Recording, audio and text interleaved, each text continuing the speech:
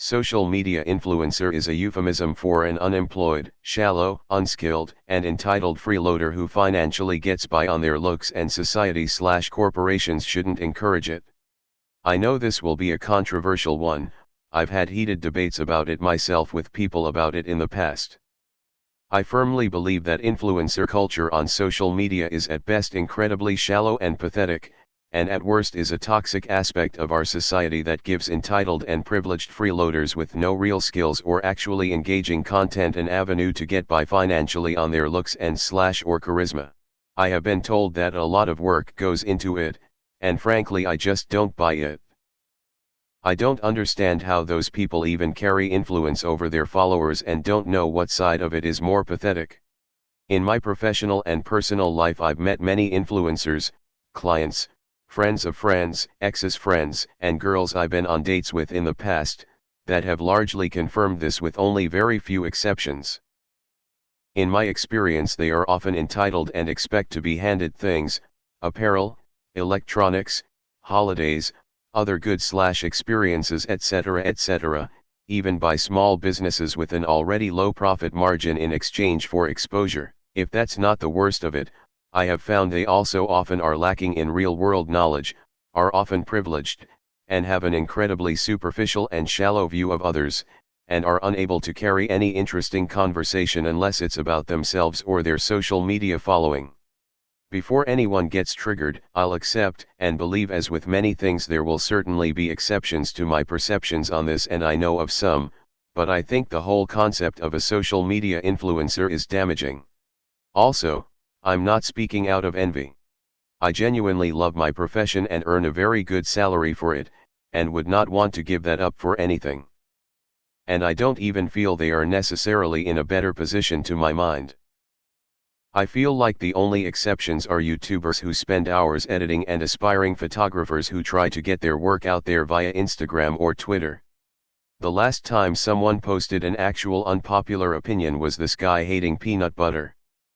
I agree to a point, but I think you're giving them too much credit by making this post in the first place.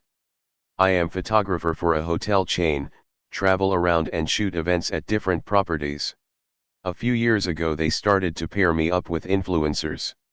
Not that I was complaining, but one day I asked a client why are they paying for me on top of another photographer, they would use photographer influencers. She chuckled and said, "Oh, we don't even use the pictures they take, we just use the photos you take of them taking pictures." That felt good to hear because I don't have a following and always felt like those that do have a little bit of an ego.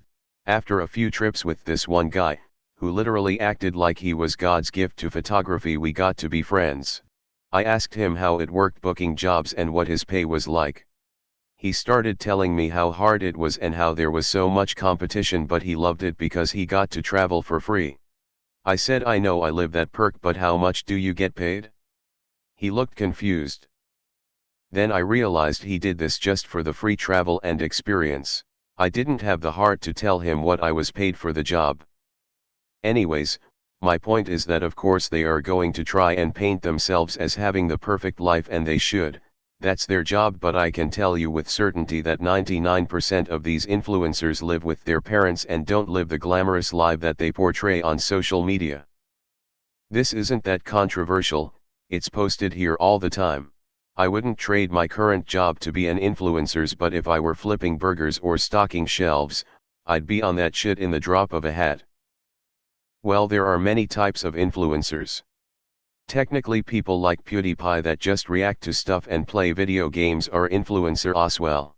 The term is best defined as a self-made entertainer that uses the internet as publication medium. Also, showing off your ass on social media doesn't make you a model. Girls sell out their bodies and looks because sadly it pays and it's easy. If us guys gave them no attention and valued it a little less, it probably wouldn't even be a thing, but everyone knows, including advertisers, that sex sells.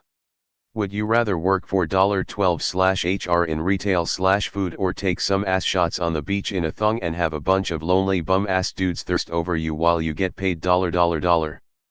Some of these IG models are millionaires. Meanwhile, there's huge student loan debt amongst the graduating youth and companies paying piss poor salaries in the private sector, Because 70% of majors offered by colleges have little value and leave graduates inadequate in applicable skills. As fucked up as the state of society and culture is in 2020, modesty, good morals, and self-control have long diminished. It's only about becoming financially successful. All these YouTube, IG, now TikTok influencers are finding newfound success and fame without the reliance of a job market. They are paving their own way to success. Is it necessarily a moral endeavor? Not really. Does it help society? Unlikely. Do they get paid? For many, yes. Just like with everything, there's the good and the bad. As a very small company who is approached by influencers constantly for free shit, I'm actually going to offer a counter to this. Yes, it's very annoying being asked for free product constantly. At this point, I pretty much ignore the emails and DMs. There are definitely those who reach out, though, whose content is beautiful, their vibe matches ours, the give back is worth it for us, i.e., do not tell me it'll be worth it for me if you have 5,000 followers. It won't. And I'm generally quite pleased to work with those people. Here's the alternative: influencers have changed the marketing game for micro businesses like myself. See, we don't have a marketing budget. We can spend a little here and a little there on ads on Instagram and FB, and 10 years ago when you either had a big marketing budget or you couldn't afford marketing, it was really tough for businesses like mine to get out there without having to devote a lot of money towards marketing.